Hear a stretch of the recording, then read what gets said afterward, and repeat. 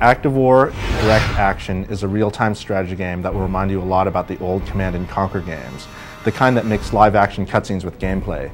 But no one's made this kind of game for years now, which is why Active War feels like it's such a bold gamble. But it works. This is a real-time strategy game that feels like you're taking part in an episode of 24, and is filled with a sort of whiz-bang, high-tech moments of a techno-thriller. That's thanks to Dale Brown, a New York Times bestselling author who wrote the game's story.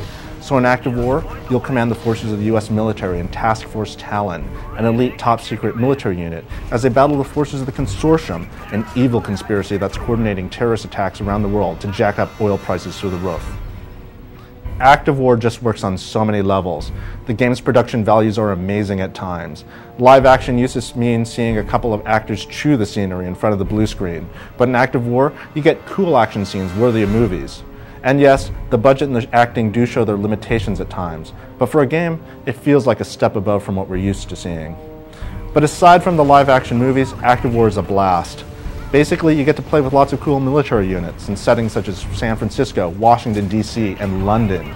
And this is a game that really gets the idea of urban combat, because buildings are actually treated like buildings. This means that you can stuff buildings full of infantry, where they can set up ambushes and chew up attacking forces.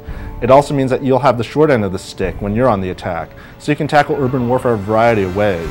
You can just send in the tanks and artillery and hammer buildings until they collapse, or you can send in infantry of your own and conduct house-to-house warfare.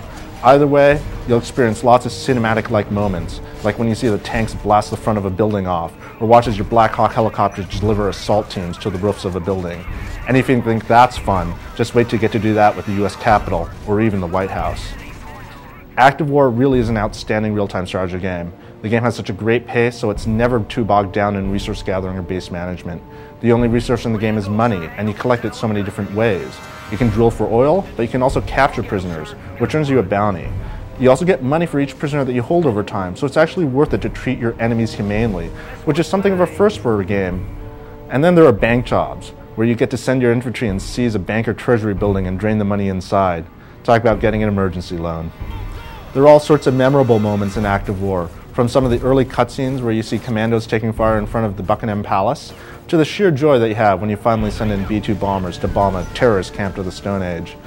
The mix of real-world and futuristic prototype weapons is so well done that you really get a sense of what warfare could be like in a decade or two. There's one downside of the game, it's that the single-player game is a bit too short, but the skirmish and multiplayer modes should provide some fair amount of replay. And as much as we like the beginning of the story, it does leave a somewhat unsatisfying conclusion. And yes, it bears repeating that some of the acting leaves you wanting, especially when the actors sport the bad Russian accents. Still, that doesn't change the fact that Active War is simply one of the best looking and best playing strategy games of 2005. If you're looking for a game that feels like a techno-thriller novel, then definitely check out Active War.